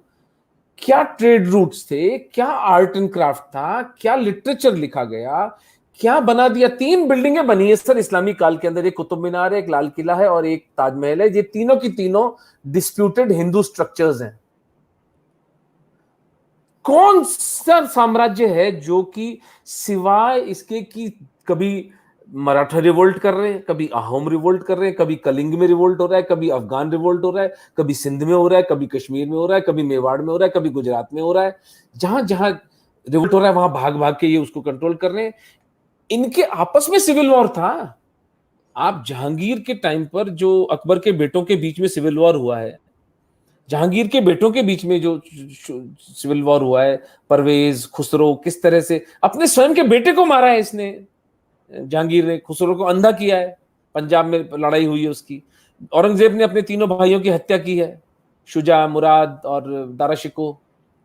कोई साम्राज्य साम्राज्य नहीं था। ये झूठ, सफेद झूठ गढ़ा गया है हिंदुओं को हीन भावना से भरने के लिए, और आधुनिक काल में तथ्यों के आधार पर विथ राइट एनालिसिस लॉजिकली हमें इस नैरेटिव को डिफीट करना है। संजय सर से 4-5 साल पूर्व जब मैं मिला था तो एक बात संजय सर ने मुझे समझाई थी, उमेंद्र जी जब तक नैरेटिव वॉर नहीं जीतेंगे आप इस लड़ाई को नहीं जीत सकते। मैंने उसकी गांठ मान ली, और मेरे लिए संजय सर का वो वाक्य गुरु समान है मेरे लिए कि मैं नैरेटिव की लड़ाई में उस दिन से लगा, और मुझे इतने प्यारे इन मेवाड़ के महाराणाओं के बारे में मुझे पता चला कि किस तरह से इतने विलक्षण लोगों का इतिहास किस तरह से पोंछ डाला गया है हमारे देश के वामपंथी जिहादी इतिहासकारों द्वारा, और ये कर्तव्य है हमारा कि हम उसकी पुनर्स्थापना करें।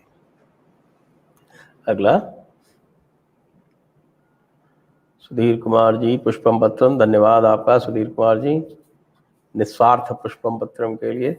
महाभारत उमेंद्र जी इतिहास को तर्क और तथ्य दोनों के आधार पर खूब समझाते हैं। राणा प्रताप की राजनीति के कुछ और पहलू बताएं, जैसे अवतार पुरुष को उनके युद्ध तक सीमित करना अन्याय होगा। देखिए समय हमारे पास सीमित है। एक सेंटेंस सामाजिक social reconstruction, Pratap was born and brought up by Bhils. आज भी मेवाड़ का जो राज चिन्ह है उसमें एक तरफ राजपूत हैं, एक तरफ भील हैं। प्रताप को लेश मात्र भी अहंकार नहीं था, वो कभी भी अपने आप को राजा और दूसरों को प्रजा नहीं समझते थे। He was one first among the equals and he was a living example of that. Next ये तो हो गया प्रश्न हो चुका। अगला ले ले।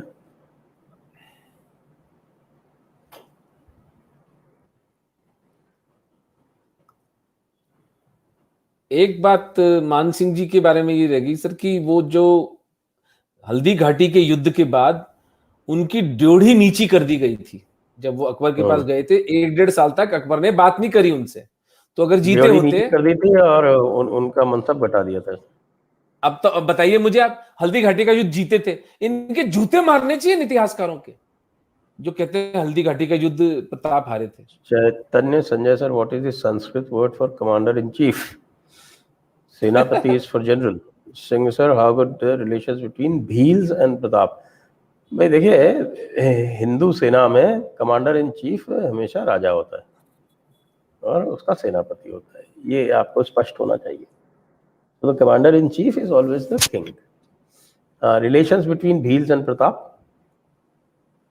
भीलों ने प्रताप को बड़ा किया था क्योंकि प्रताप के जो पिताजी थे उदय सिंह जी, उनका जो प्रताप की सौतेली माता थी भाटियानी रानी, उस पर हृदय था, और जो इनकी माता थी जयवंता बाई, उनसे थोड़ा सा उनका मनमुटाव हो गया था। तो प्रताप को चित्तौड़ में नहीं रखा गया था, प्रताप को कुंवरपदा नाम की जगह, जो कि प्रताप चित्तौड़ की तलहटी पर है, और वो आज भी है वो जगह, मैं अपनी आंखों से देखकर आया हूं उस जगह को। प्रताप 10 सैनिकों के साथ वहां रहते थे, लेकिन भीलों के साथ वो विचरण करते थे, और भीलों ने उन्हें प्रेम से कीका कहा। कीका कहते हैं मेवाड़ी भाषा में, भीलों की भाषा में बेटे को, और आजीवन प्रताप को राणा कीका कहा गया। आपको पूरे इतिहास में कोई ऐसा उदाहरण नहीं मिलेगा कि जनता जित प्रेम से राजा को नाम दे, राणा बेटा, ये नाम प्रताप को दिया भीलों ने। भील और प्रताप तो they are like blood and the body, इतना घनिष्ठ संबंध भीलों का और प्रताप का था। और एक और बात जो मिलिटरीली इंपॉर्टेंट थी, जो अंतिम घेरा था प्रताप की सुरक्षा का, बाहर राजपूत होते थे अलग अलग, चुंडावत, शक्तावत, कानावत, चांपावत तो जोधपुर के थे, यहाँ जो इनर सर्कल प्रताप की सुरक्षा का होता था वो हमेशा भील होते थे। इतना भरोसा था प्रताप को भीलों पर। प्रताप जब सोते थे तो भील पहरा देते थे। ये संबंध था प्रताप का और भीलों का। जी, नेक्स्ट। रिया बनर्जी जी, धन्यवाद आपका। अभिजीत सुधाकर, प्रणाम सर, मैं ओमेन जी को रिपीट में देखता हूँ। I have 2 questions. अच्छा, जरूर पूछिए साहब। डिड प्रताप मीट भगवान तुलसीदास? गोस्वामी तुलसीदास, भगवान तुलसीदास नहीं सुनाया, भगवान दास को तो मिले थे, भगवान Tulsidas. Akbar shown to cry when Pratap died? utter nonsense. Akbar was a murderer and Akbar was a psychotic. Please understand, he was a sexual pervert and he was a psychotic person. So all this nonsense that when Pratap का मोक्ष होता है, this man cried, I am not ready to believe this, because he was a man of very, very ill-tempered and sexually very, very deviant behavior. So I think it's all nonsense that he cried. If he did, it's a worthless thing for me, because he was the one who murdered 40,000 innocent Hindus of Chittor. So if he died at the death of Pratap, it means nothing for me. Next. I will not dignify Akbar. Adventure time. So what would be the comparative power plus influence of the Delhi Sultanate versus the Mughals versus the Hindu kings in the last 1000 years of Indian history? That's a very broad question. I can give you 3 examples. Maharana Hamir Singh captured Muhammad bin Tughlaq and kept him as a slave in Chittor. Maharana Not Mughal, Muhammad bin Tughlaq. No, not Muhammad bin Tughlaq. He was Muhammad Khilji.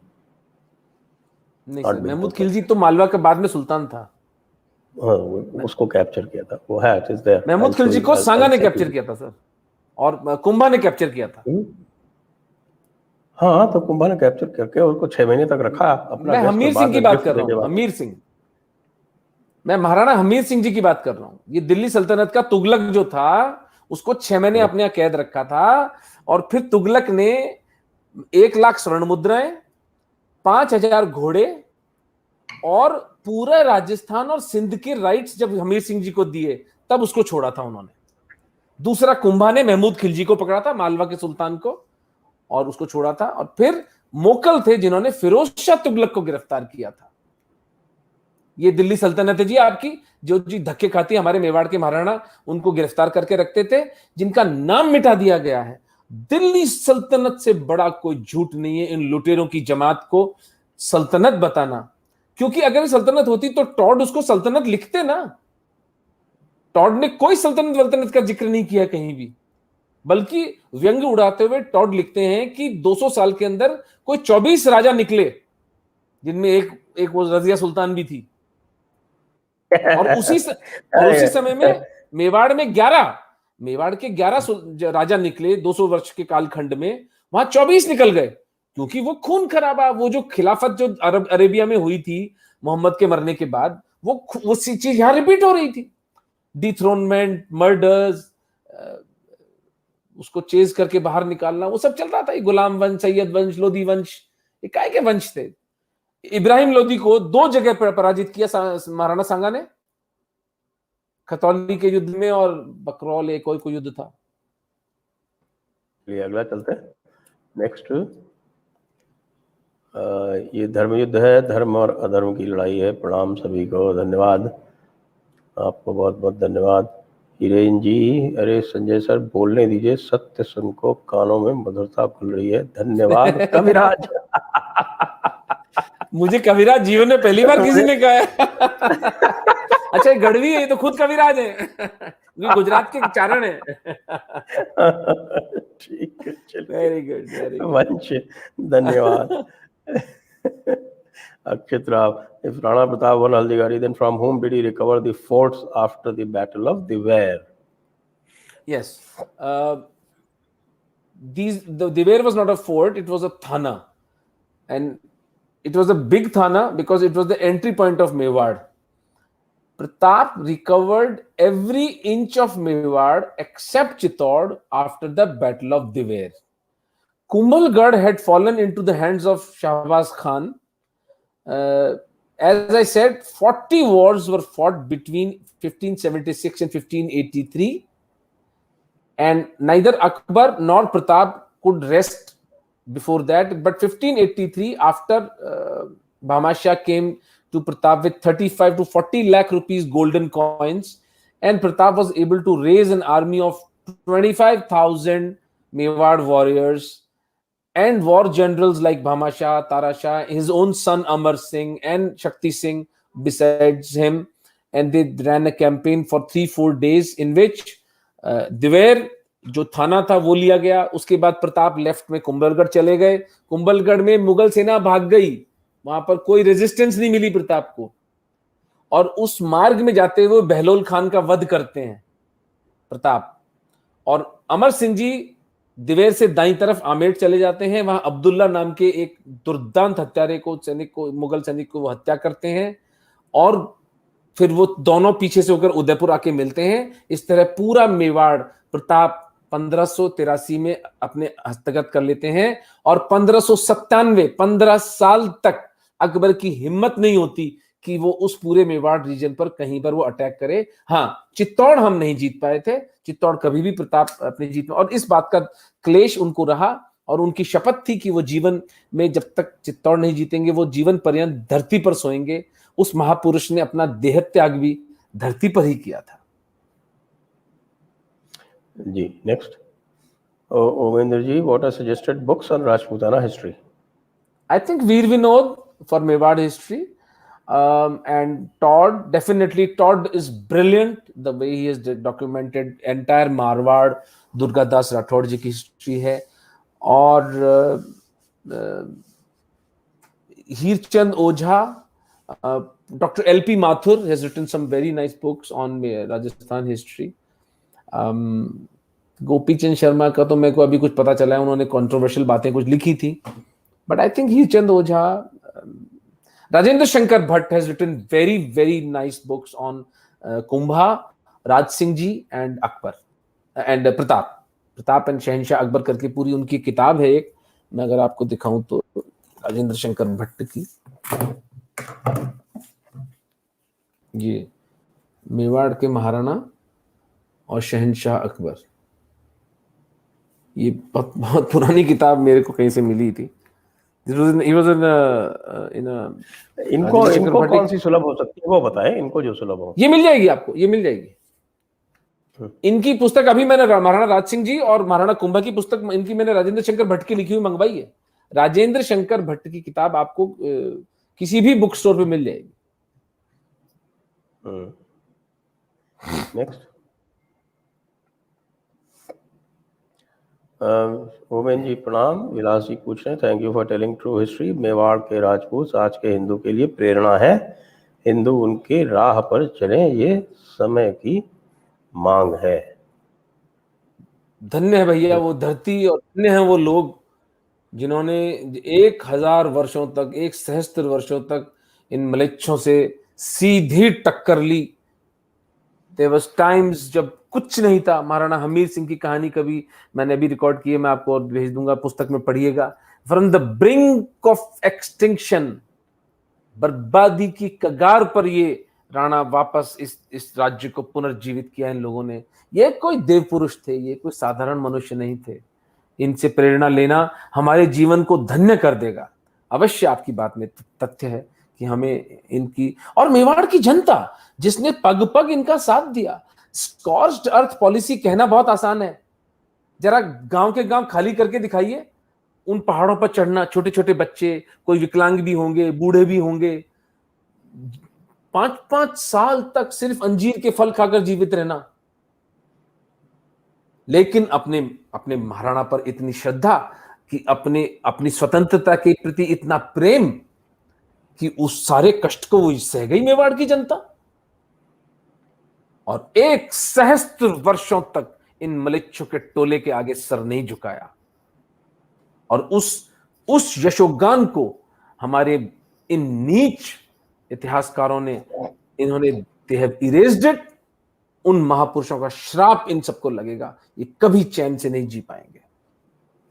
Ji next,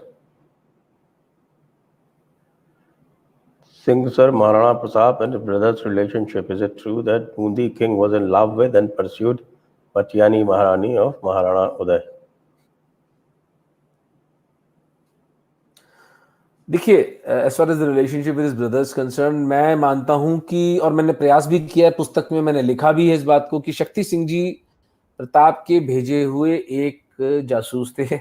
अब जासूस को गुप्तचर थे, मैं कह सकता हूँ। गुप्तचर तो नहीं थे क्योंकि वे प्रकट रूप से जो अलाइन थे। वे सारी सूचनाएं मुगल कोर्ट की, अकबर की ला करके मेवाड़ को देते थे। 1568 के साके की, चाहे हल्दी घाटी के युद्ध के बाद प्रताप की सहायता की, और अकबर से सीधा आमने सामने संवाद भी करते थे कि जो मेरी स्वतंत्रता है, मेरे जो जचेगी वो मैं करूंगा।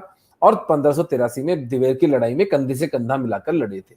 प्रताप के जो 2 सौतेले भाई थे, जगमाल और सगर, जो भटियाणी रानी के बेटे थे, वे शत्रु थे प्रताप के, और उनको वो अकबर से जाकर मिल गए थे।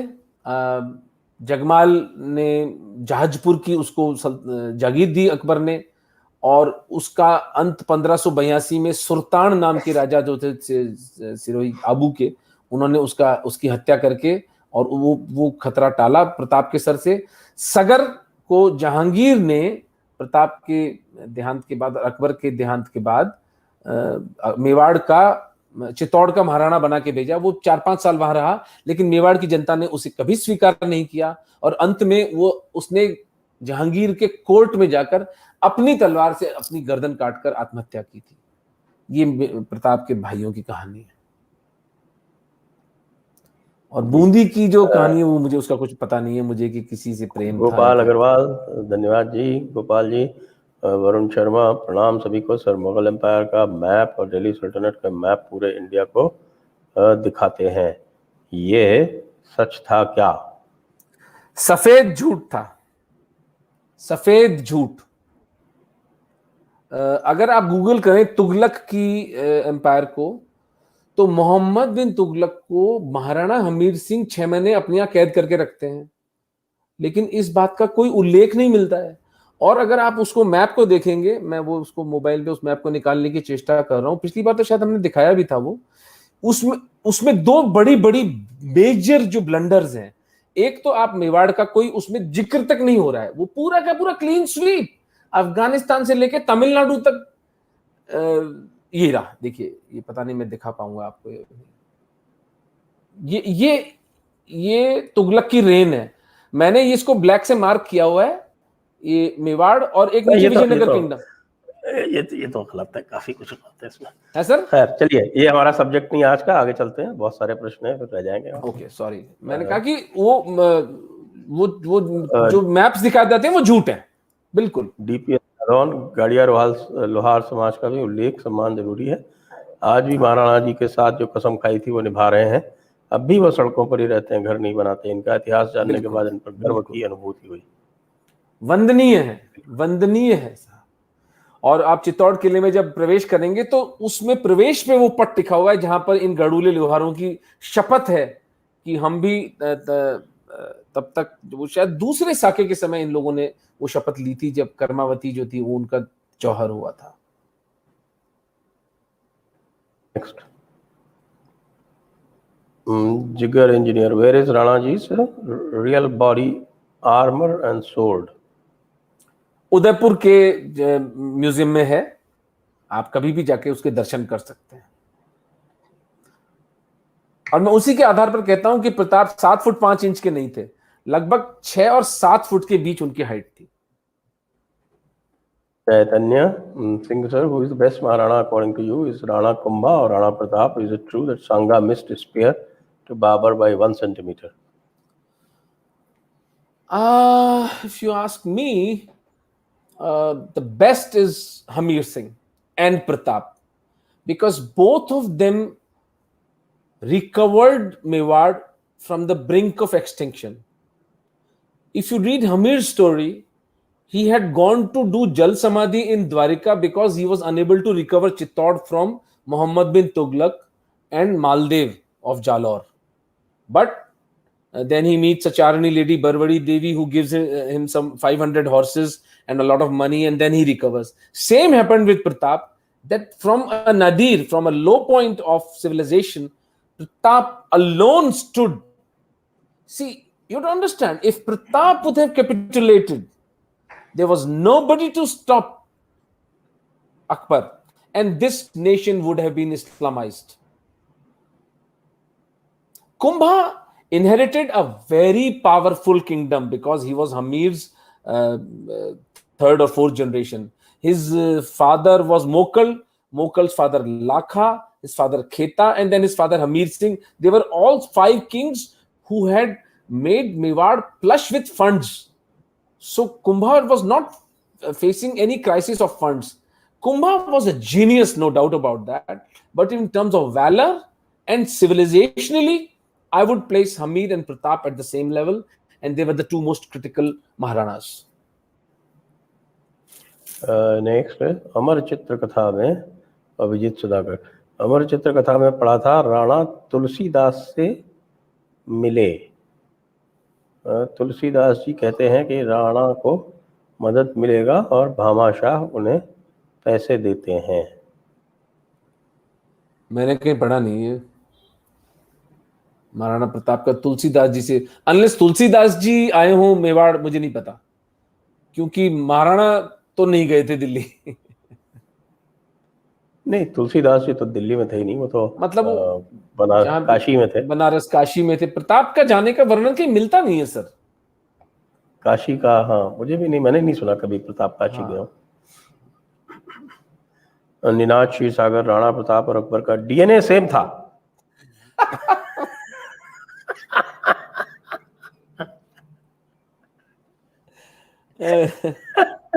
वो तो जिसकी किताब का विमोचन किया उसने खुद लिख दिया कि नॉर्थ इंडियन का और साउथ इंडियन का डीएनए अलग अलग है, अलग अलग रेसेस है। कहता, बताइए सर, आप कितने दुख की बात है, बताइए। ये इनके जो मीडिया डिपार्टमेंट उसको सैक कर देना विमोचन कह के अब उनके जो अपॉलोजिस्ट्स हैं वो कह रहे हैं कि वो किताब विमोचन करने का अर्थ ये थोड़ी होता है कि उसमें जो भी लिखा है उसको अप्रूव कर दिया है। क्या बताएं सर, मतलब ये क्या खुद की तरह मूर्ख समझते हैं क्या सब खुद? अभी हमारे एक मित्र हैं, उन्होंने लिखा, वो नाराज हो गए आजकल, उन्होंने मुझको अनफॉलो भी कर दिया।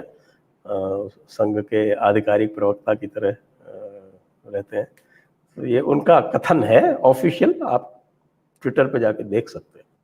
आप चाहेंगे तो मैं उसके आपको भेज दूंगा, तो उसके अनएक्सेप्टेबल। आप जो है मैंने तो आज सर, मैं इस स्टेटमेंट को फिर भी मैं टॉलरेट कर रहा था, लेकिन आज आपने जो 2 पेजेस डाले हैं कि जिस आदमी ने ये पुस्तक में लिखा है कि आर्यंस द्रविडियंस अलग थे, ये तो ब्रेकिंग इंडिया फोर्सेस का नैरेटिव है ना।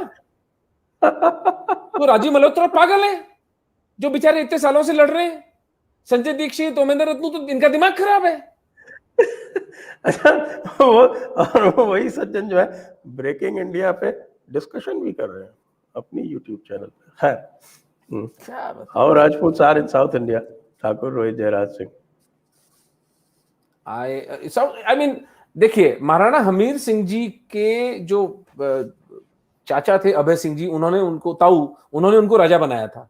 अभय सिंह जी के 2 बेटे थे, वो दोनों को उन्होंने निकाल दिया था कि ये हमीर के लिए प्रॉब्लम क्रिएट करेंगे। एक उनमें से महाराष्ट्र चले गए और उनके वंशज छत्रपति शिवाजी महाराज कहलाए, ये टॉड लिखते हैं। और एक जो थे वो नेपाल चले गए, तो नेपाल का राजघराना और छत्रपति शिवाजी महाराज, ये दोनों सिसोदियों के ही वंशज हैं according to Tod. Next, Varun Sharma, प्रणाम आप सभी को। सर, ये मुगलों और इस्लामिक राजाओं पर लड़कों में इतना इंटरेस्ट क्यों था? ये तो सबसे बड़ी गुस्ताखी हुई ना खुदा की शान में। इसको सर आप ही जवाब दो। इनकी थियोलॉजी का जवाब आप ही दो भैया, मेरे बस का नहीं है। मैं तो पढ़ता हूँ तो पढ़ के मेरे तो सर में दर्द हो जाता है। देखिए, आप बहुत बड़ी क्या है कि आज हमने जो है कि मुख्य जो परिभाषाएं हैं उनके ऊपर एक शो किया है डॉक्टर अजय चुंगू जी के साथ में, वरुण जी, आप उसे अवश्य देखें। और जो भी यदि सुन रहे हैं उनसे भी मैं कहूँगा कि उसको आप देखें। वो आप यदि समझ लेंगे तो आप समझ जाएंगे कि साहब कि इस्लाम में वॉर का मतलब क्या होता है, पीस का मतलब क्या होता है। अगर 1984 आपने पढ़ी हो तो उसी तरह से है, वॉर इज पीस, उसी तरह की बात है कुछ कुछ। जब आप ये कहते हैं तो आप पहले ये समझिए कि ये जो सारी की सारी जो आपस के जो भाईचारा है वो सिर्फ और सिर्फ इंसानों के बीच हो सकता है। और इंसान की परिभाषा आप पहले समझ लें। इंसान जो है वो वही होता है जो ईमान ले आए अल्लाह और रसूल के ऊपर। बाकी जो है वो इंसान नहीं होते, वो जानवर होते हैं। इसीलिए कल मैं था उस चैनल पे, कह रहे थे कि साहब ये इसने मुनव्वर राणा ने ऐसे बोल दिया कि 100 करोड़ जानवर और 35 करोड़, 35 की संख्या ज़्यादा बोली थी उसने। तो मैंने कहा सही तो बोल रहा है, वो बिल्कुल सही बोल रहा है। कुरान में लिखा हुआ है 25.44 कि non believers are like cattle, जानवर ही तो है। सही बोल रहा है, कुरान के हिसाब से बिल्कुल सही बोला उसने। तो ये आप जब समझ जाएंगे तो आप ये समझ जाएंगे। अक्षित राव, हमीर जी की हैसियत तुगलक को बंदी बनाने की थी तो तुगलक से ही राजस्थान के राइट क्यों मांगने पड़े, इंडिपेंडेंट क्यों नहीं बन गए? अरे भैया, जब संधि होती है ना 2 राजाओं के बीच में तो कुछ गिव एंड टेक होता है ना। उससे कहा गया कि तू ये जो लैंड है इस पे तू नहीं आएगा दोबारा, और 1 लाख स्वर्ण मुद्राएं, 5000 घोड़े और 100 वॉर एलिफेंट्स एज पेनल्टी देके जा, फिर तेरे को छोड़ेंगे। और जाते वक्त हमीर सिंह जी ने क्या कहा उसको, तुगलक को, वो टॉड बड़ी ब्यूटीफुली कोट करते हैं, if you are ever to attack Chittor again, I will not fight you from within Chittor. I will come out in the open and confront you. वो सिंगोली की लड़ाई का वर्णन पढ़िए, उसमें हमीर सिंह जी ने कैसा बालों से पकड़ के घसीटते हुए लाए इसको। ये कुंभा ने और सांगा ने तो खिलजियों को फिर भी इज्जत से रखा था। इनफैक्ट सांगा की जो माता जी थी वो तो उसको बेटा ही मानने लग गई थी, उस महमूद खिलजी को जो मालवा का सुल्तान था। उसको उसने तो कमजोरी है हमारी। अरे क्या करें सर, अब वो तो फिर वो सगुण विकृति का, सद्गुण विकृति अलग चीज होगी। लेकिन Hamir was under no confusion, Hamir was the greatest. हमारे यहाँ एक समस्या है कि जिनमें भी ह्यूमन जीन्स होती है उनको सबको इंसान मानते हैं। उधर ये समस्या नहीं है, वो डीएनए की प्रॉब्लम नहीं है, वो तो जिसने कलमा पढ़ा है वो ही इंसान है, वो क्लैरिटी है उनमें। ये हम ही प्रॉब्लम क्रिएट कर सकते हैं कि सबका डीएनए समान है, उधर कोई कंफ्यूजन नहीं है। ये क्या जरूरत क्या है अपने शत्रुओं से आपको एफर्मेशन लेने की? आप उसका इंटरव्यू पढ़ो ख्वाजा का, वो क्या कहता है। वो कहता है कि ये तो जो हिंदुओं के बारे में भी जो कुछ बोल रहे थे वो इस वजह से बोल रहे थे उनके फेवर में कि वो उनकी हीन भावना थी। मैं दूसरी बात कह रहा हूं, मैं कहता हूं सर इन इन इन अरे मैं ये कह रहा हूं कि जिसको सर पे बैठा रहे हैं वो उनके कान में मूत रहा है। बोलिए आप। कह रहा है कि उनकी हीन भावना थी, इंटरव्यू है उसका। इनको एंगेज क्यों करना है सर, मुझे समझ में नहीं आता। 100 करोड़ हिंदुओं का एक है वो शंकर शरण जी वाले उसमें ग्रुप में है, उन्होंने वो शेयर भी किया है, एग्जैक्ट टाइमिंग भी, टाइम स्टैम्प भी दिया है, सुन लीजिए उसको। I think somebody asked a good question. हाँ, प्रणाम दोनों गुरुओं को। Omi ji, is it true that Mughal army used to practise necrophilia? If yes then was it always like that? Sir आप बताइए। Of course. Well, I think one of the main reasons for Johar was this. Yes. Otherwise, there are better ways of committing Killing suicide, yourself. mass suicide. इतना painful तरीका क्यों चुनेगा भाई कोई? क्यों जल के, आप उंगली जला के दिखाइए गैस पर अपनी, पता लग जाएगा आपको। तो तलवार से मर सकते थे, जहर खा सकते थे। There are so many painless ways of dying. Why choose such a painful death? Because to make a statement and never let even the dead body fall in the hands of these malechas. That was the statement of Johar. Next. Nitish Kumar Sinha, please do a talk on Rana Hamir, who defeated Muhammad bin Tughlaq, and on Lasit Borphukan, who defeated Aurangzeb. Yes, in good time, we will. Definitely. Hamir Singh पे तो करेंगे, पक्का करेंगे। Meenu, without Sanatan Hindu legacy, medieval times and only dark ages in Bharat, why it's called Mughal Golden Age? Why not just declare medieval era as dark age around Delhi, etc.? Cuties and say no to glorifying Muslims, Mughals. Yes, I'm with you, Meenu ji, 100%. Why not?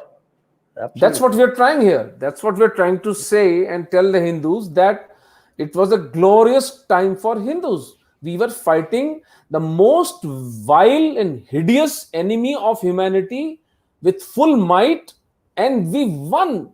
Every single war was won by these Mewad Maharanas. That's what we're trying to do here. Next. ईश्वर आप काफिरों को सद्बुद्धि दे, आमीन। वैसे आप ज्यादा कहेंगे तो फिर हम हर हर महादेव करने लगेंगे, समझ लीजिए आप। Rick Flyer, sir, I am planning to make 10-minute videos on such historical incidents. Thanks, Omen ji, for research in Taj Mahal, Agra Fort, Rajput Hindu structures. Yes, Yeah. वो तो indisputable है, उसमें कोई दिक्कत नहीं है, कहाँ समस्या है। सच्चे राष्ट्रवादी भारतीय, सर, महाराणा वंश में महिलाओं की भागीदारी कैसे देखते हैं? ये कोई फेमिनिस्ट आ गई लगता है। नहीं, महिलाओं के पीछे तो सारा हुआ ना भाई। जब प्रताप कहते हैं मुंह छोकरी नहीं दूल्हा, मैं अपनी जान बचाने के लिए, अपने राज्य की रक्षा के लिए अपनी बेटी नहीं दूंगा मुसलमानों को। और 57 साल जिए वो, 57 साल में एक भी दिन वो पलंग पे नहीं सोए। उन्होंने यूटेंसिल्स में खाना नहीं खाया, पत्तों में खाना खाया। और वो महाराणा था मेवाड़ का। अरावली की भीषण गर्मी, भीषण सर्दी एंड अनफॉरगिविंग मॉनसून रेन्स को 57 साल उस महापुरुष ने एंड्योर किया, क्योंकि उसको अपनी बेटी की इज्जत अपने सुख सुविधा से ज्यादा प्यारी थी। उससे बड़ा कोई फेमिनिस्ट हो सकता है? करेक्ट। नेक्स्ट। सच्चे नहीं सर, कम्युनिस्ट नहीं हूं मैं। ओके ओके ओके, धन्यवाद। तो जरा प्रश्न ऐसे पूछा कीजिए कि कहीं ऐसी झलक नहीं आवे। वो ह्यू, हाँ, उसका जो टेक्सचर था वो थोड़ा सा ही था। Next. Okay, thank you to all viewers. आप सभी दर्शकों को बहुत बहुत धन्यवाद। डॉक्टर ओमेंद्र रत्नू जी को बहुत बहुत धन्यवाद, बहुत बहुत आभार। Thank you sir. परिचर्चा रही। जय हिंद, वंदे मातरम। जय श्री राम, वंदे मातरम, वंदे